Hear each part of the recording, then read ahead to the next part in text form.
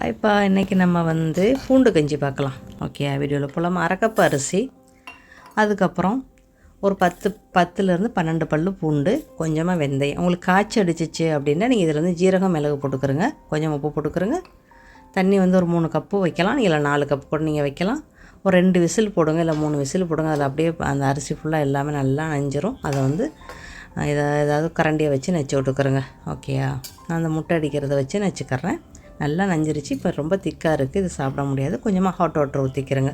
நான் ஹாட் வாட்டரை ஊற்றுறதுக்கு பதிலாக இன்றைக்கி என்ன செய்கிறேன், தேங்காய் பல் போடுறேன்ப்பா. ஓகேயா, ஆனால் உங்களுக்கு காய்ச்சல்லாம் அடிச்சிச்சின்னா நீங்கள் தேங்காய் பல்லாம் போட வேண்டாம். நீங்கள் இப்படியே ஹாட் வாட்டரை ஊற்றி நல்லா மிக்ஸ் பண்ணி சாப்பிட்டுக்கிறங்க. உங்களுக்கு வவுத்து போக்காக இருந்துச்சு அப்படின்னா நீங்கள் தேங்காய் பல் ஊற்றிக்கிறங்க. இந்த மாதிரி 2-3 மாதிரி நீங்கள் மாற்றி மாற்றி செஞ்சு சாப்பிட்டுக்கிறலாம். சில நேரத்தில் உங்களுக்கு வாந்தி வவுத்து போக்காக இருக்கும், ஃபுட் பாய்சனாக இருக்கும், சில சாப்பாடு நம்மளுக்கு ஒத்துக்கிறாமல் இருக்கும், கேஸ்ட்ரிக் பிரச்சனையாக இருக்கும். அப்படிலாம் இருக்கிறவங்க இந்த கஞ்சி எடுத்துக்கிறலாம். பூண்டு கஞ்சி உடம்புக்கு ரொம்ப ரொம்ப ஆரோக்கியம். காலை டிஃபனாக கூட நீங்கள் எடுத்துக்கிறலாம். வாரத்துக்கு ஒரு முறை நீங்கள் செஞ்சு சாப்பிட்டு பாருங்கள், ரொம்ப நல்லது.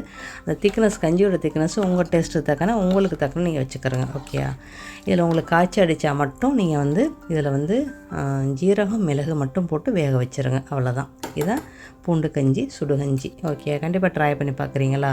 அடுத்த பதிவில் சந்திக்கலாம். வாழ்க வளமுடன்.